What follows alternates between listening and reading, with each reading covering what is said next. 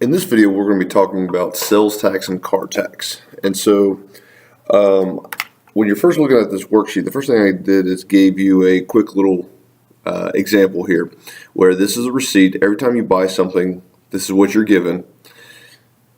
Notice that the book quantity, 20 bucks, subtotal, and then you have this little tax line right here, which is $8. Well, this is what we're going to focus on. So I have a highlighter, so I'm going to highlight it. That's what we're going to be focusing on today. Now, I went ahead and found some examples of receipts that you guys might be a little more familiar with. And so here's what they look like. All right, you're looking at a computer screen, and so obviously you might be able to see the line, so it may look a little weird. But anyway, I think you can see enough of it. But if you notice, here is a Walmart receipt. You see that little tax one line, that 8%, 280. Well, this is the sales tax. This is what you're charged every time you buy something from any place. And I just decided to use Walmart as an example. Let's see if I can find another one. And that's another Walmart one. Oh, here's another Walmart one. Okay, so we're just going to stay on Walmart today. And so again, these are the items that you bought. Apparently 1, 2, 3, 4 things for $11.36 for a subtotal. And that subtotal is before tax. And then there's your tax line, 6%. That's your sales tax, $273. For the total of $48.17. So basically, again, we're just going to be talking about sales tax and how it affects the overall cost of your purchase. All right. So hopefully that visual helped you out a little bit.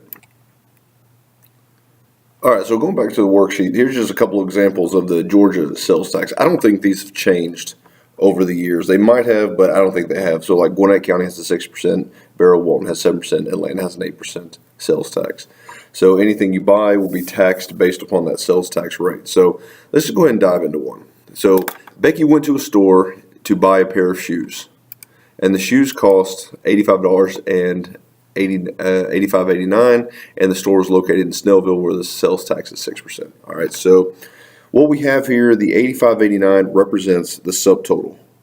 All right, and again, the subtotal represents before taxes, before your tax. So like going back to this receipt here, the subtotal is everything you bought, 5 books for 20 bucks. So that's everything before taxes. All right. So shoes cost $85.89 with a sales tax rate of 6%. So $85.89 times 0.06. So with my calculator, $85.89 times 0.06. So she had to pay, and I'm going to round this to $5.15 of taxes. All right. So what was the total purchase price? Again, the subtotal, and this is a pretty easy concept, $85.89, and then you're just going to add $5.15 to it. So when I add $5.15 to $85.89,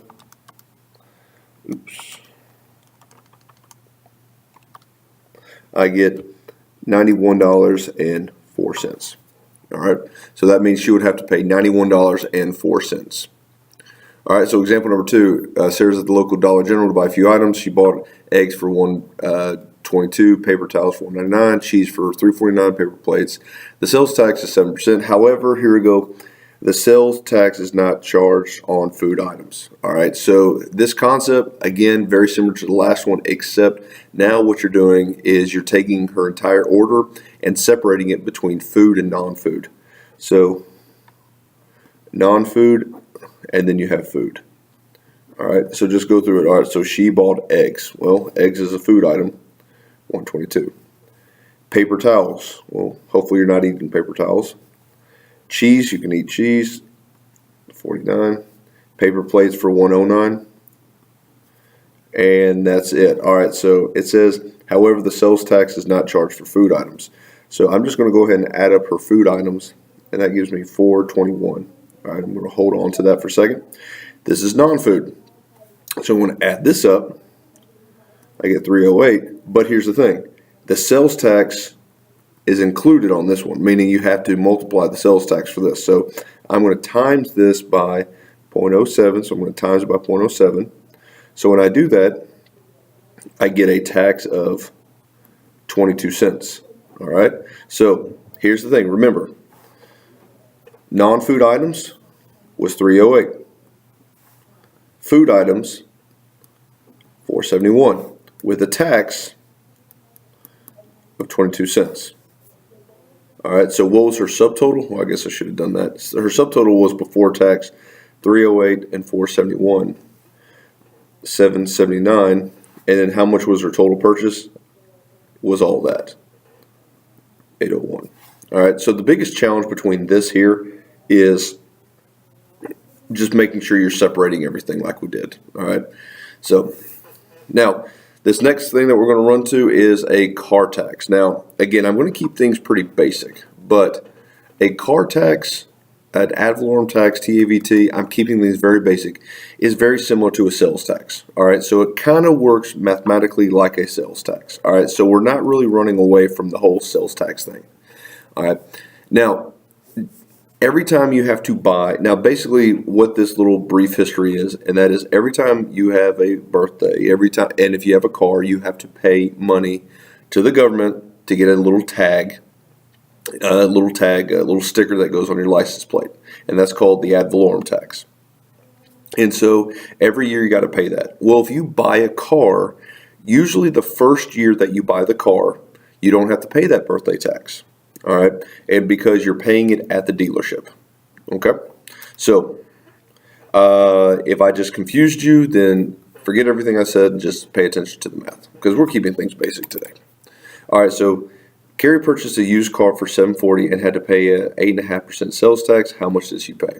All right, so again, $7,400 times 0.085 because that's 8.5%. So when you do the math, you get $629 in tax. So remember, this is the tax.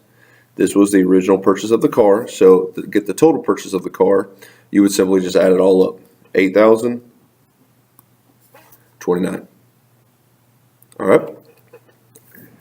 Now, Toby budgeted $40,000 for his new car. He found a car for $38,000 and the TAVT was $7,000.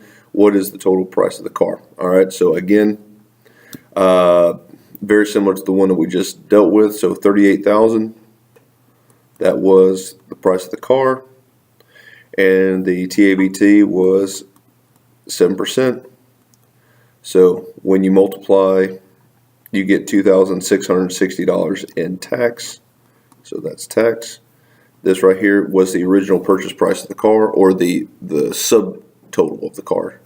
Add them all up, $40,660. All right.